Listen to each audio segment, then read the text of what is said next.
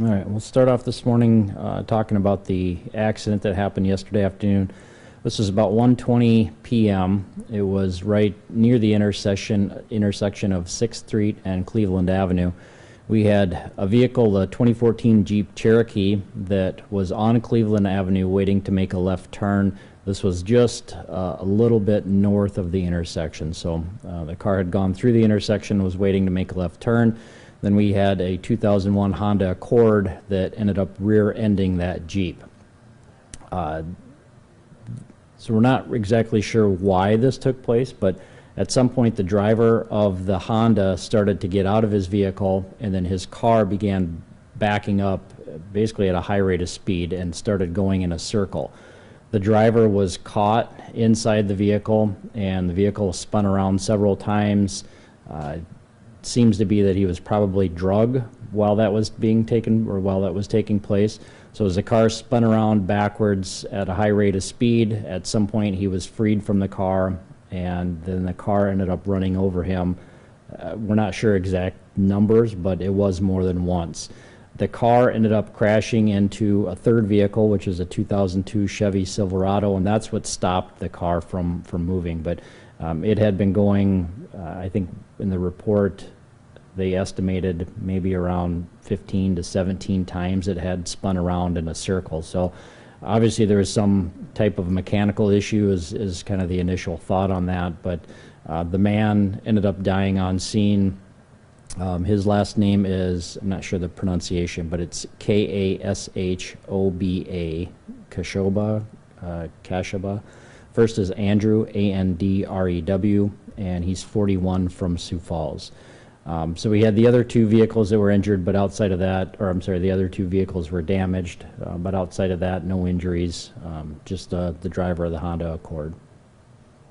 Is this all classified as one accident? Yeah, well, let me see if they have that. I'm guessing it probably was, because it was kind of a continuation. Let me see if they did a separate accident report.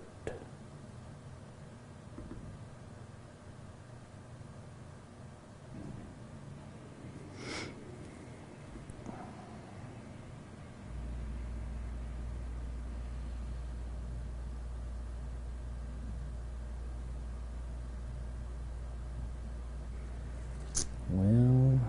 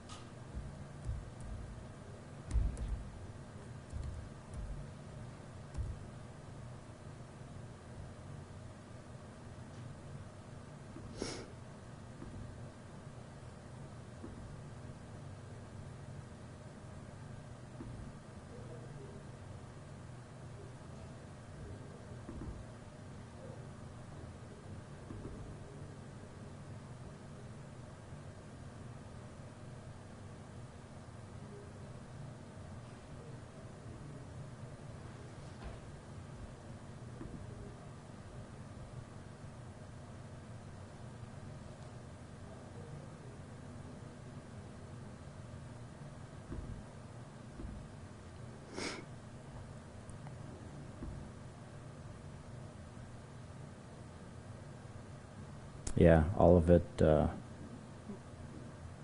falls under one accident report.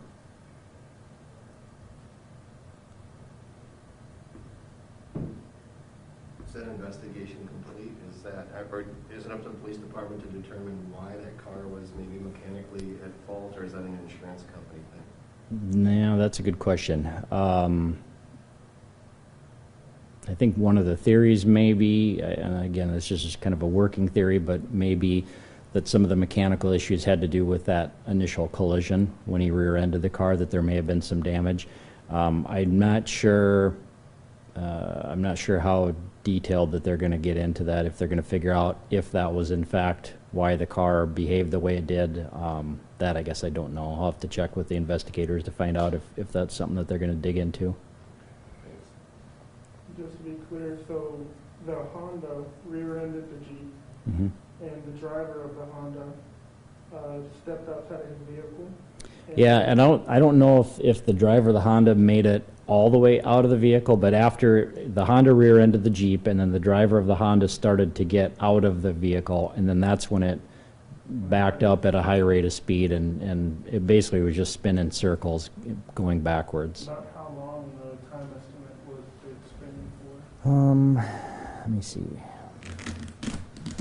There was quite a few witnesses. There was a number of other vehicles that were just in traffic that saw that took place, and there were some other people, there were some apartments nearby that saw that as well. So, let me see.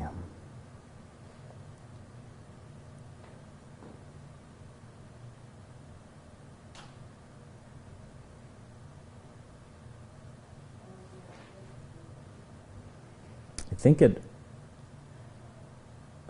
think it was only about a couple of minutes. It seemed, at least according to the witnesses, that it was a lot longer than that, but I think the actual time that the car was spinning was only a couple of minutes before it struck the truck.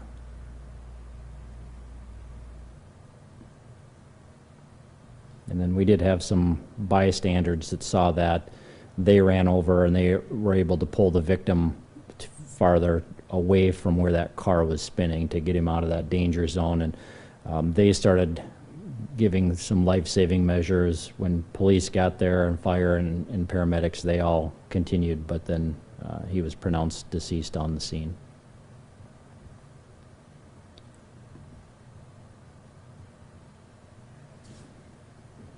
Anything else on that one?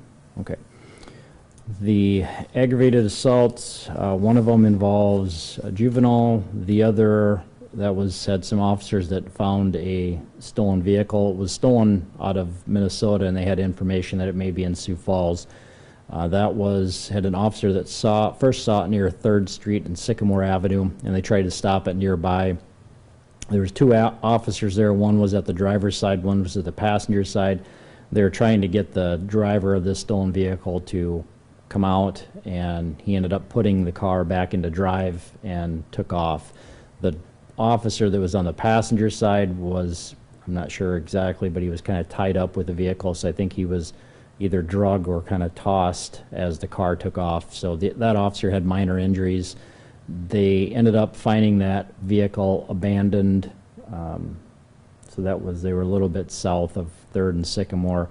The vehicle went on Sycamore and then went north, and then it was found abandoned there. So the driver took off running on foot. They were not able to find him, so they're still looking for him. Burglaries, we had quite a few burglaries. Most of them, there's really nothing there. We had 2 businesses.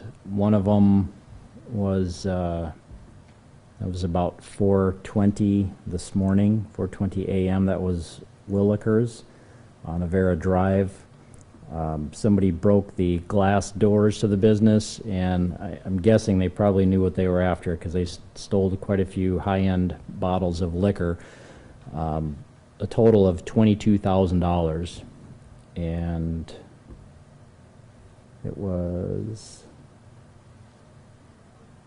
seven different bottles of liquor that were stolen. So obviously some high-end stuff. They do have some surveillance video, so we'll work on getting that. And then I'm not sure if this is related or not, but about 5:30 there was that was another burglary at Roland Smoke on East 10th Street. That one has some surveillance video, and so seemed to be some similarities, but we're still working on that. But they had somebody that broke the glass door to their business and stole about $7,000 worth of cigarettes. The other burglaries, nothing big out of those. Storage units, some homes, some offices, but nothing high dollar taken. Can you go back to that, you said burglary, what was the location for the first one? The first one at Willikers. Yeah, that's in the 3600 block of West Avera Drive. 3600 block. And what time was the second? So Willikers was at 4:20, and then Roland smoke was at 5:30 Okay. a.m. And as far as they have, as far as they know, this person, just broke in and stole at one place 7 bottles and at the other place $7,000 worth of Yep, cigarettes? yep. Yeah, those 7 bottles of liquor were $22,000 were the combined value of them, but Do you know if it was just one person or was it a group of people? that we don't know. I think there was an image of one person, but we're still waiting for the surveillance video, so we'll have to do some, I guess, once we get that and review it, we'll have a better idea if there was just one person or if there were more people involved. The disorderlies, nothing big from there. Some trespassings, other reports. The family disputes and offenses were reports. The frauds, one of them was a credit card, the other was a bad check. Larcenies, nothing big there. A few unlocked cars. There was one catalytic converter, but that happened sometime over the last month. They're not sure when. Narcotics, no big quantities on those. The robbery, that was a woman that was in a car getting a ride. It was kind of a friend of a friend, and he ended up pushing her out of the car and then kept her purse. He knew she had some cash with her. No serious injuries from that. Don't have a whole lot of information to follow up on, but we'll still be working on that. The sex offense, that was a report, and the vandalisms had a couple of windows to businesses or homes, and then all the rest were cars that were damaged. Any connection between them? No, they're all seem to be separate. That's all I have, unless you guys have anything else.